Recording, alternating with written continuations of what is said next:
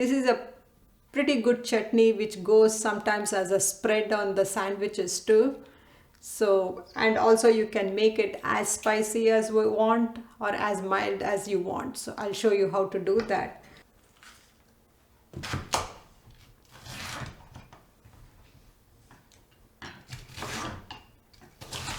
Now it takes pretty fast. Like if you notice here, the color of the dal is changing. It is becoming slightly brownish in color.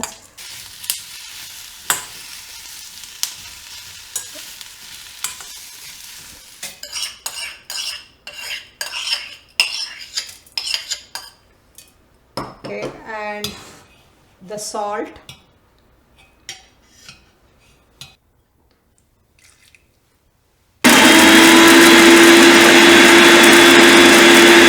This looks reasonable, so pepper to it.